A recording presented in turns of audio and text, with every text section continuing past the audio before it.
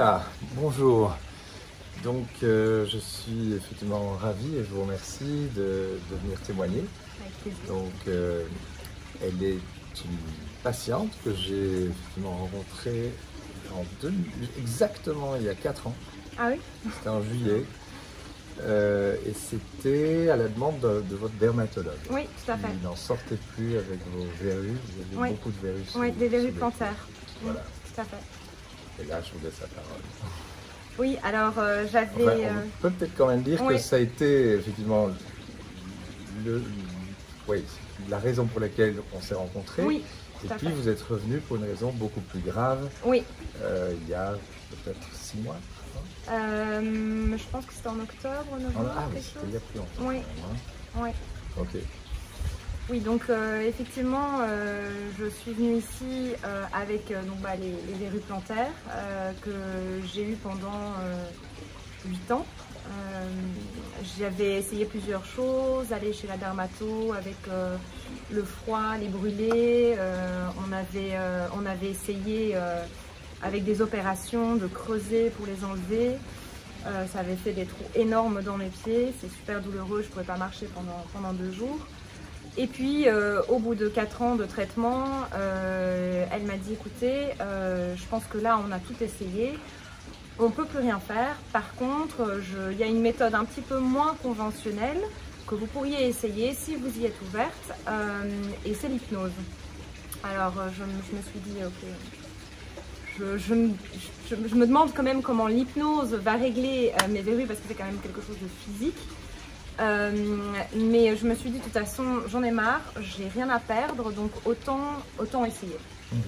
Et donc je ne sais pas comment exactement j'en suis arrivée à vous contacter, mais je pense qu'elle m'avait donné vos coordonnées. Et donc j'avais pris rendez-vous en me disant de toute façon j'ai rien à perdre, on va essayer. Et après une session, et j'ai donc cette session qu'on avait enregistrée sur mon téléphone, que j'ai refaite à la maison 3 fois par semaine, comme vous m'aviez dit. Au bout de, je pense, 2 semaines, je n'y avais même plus pensé, mais j'ai regardé au bout d'un moment et je me suis rendu compte que je n'avais plus de verrues du tout. Et qu'elles avaient toutes disparu à ma grande surprise. Donc c'était vraiment chouette, j'étais très contente et ça m'a vraiment convaincue des pouvoirs de l'hypnose. Il faut savoir que l'hypnose, les gens ont souvent un peu une appréhension parce qu'ils ont l'idée de ce qu'on voit dans les films, un peu dans les films d'horreur, etc. Et c'est pas du tout ça. Il faut savoir que l'hypnose, c'est un état un état de méditation en fait. Ça peut ressembler à ça. Oui. Effectivement. Pas que la méditation. On est toujours dans la concentration, dans la conscience, pour maintenir la conscience, alors qu'en hypnose, là il y a un lâcher prise. On lâche prise, on n'est plus du tout, on commence par ça. Voilà, c'est une méditation pour finir dans du lâcher prise. Exactement. Et c'est pas des gens qui volent au-dessus des tables. Je pense que c'est ce que je vous avais dit en plus la première fois que j'appréhendais un petit peu, que vous me fassiez faire des choses que je n'avais pas envie de faire. Et je pense que les gens ont souvent peur que il y a des choses qui ressortent dont ils n'ont pas envie de parler ou auxquelles ils n'ont pas envie de penser. Alors qu'en fait, l'hypnose, c'est comme un petit sommeil, un petit somme méditatif, tout en lâchant prise, qui permet un petit peu de régler les problèmes de fond. Je pense que c'est important que les gens le sachent et ne se disent pas que c'est quelqu'un qui plane au-dessus d'une table ou que le médecin peut faire des choses à quelqu'un sans son accord, parce qu'on est quand même présent.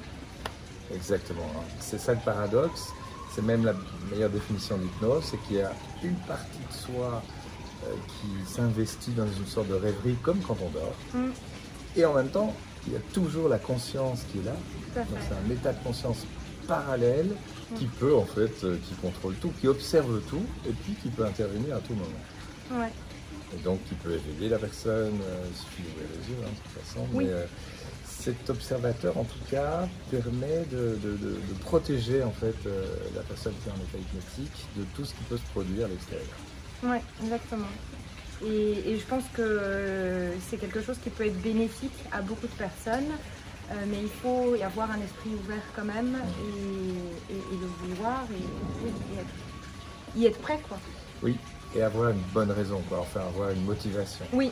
Parce que c'est l'attente qui va permettre à l'hypnose de fonctionner d'autant plus facilement. Quand on est motivé, on se rend compte que l'hypnose est le meilleur moyen, en tout cas un des meilleurs moyens pour arriver à nos fins, quoi, à notre objectif. Mm. Ok. Tout à fait.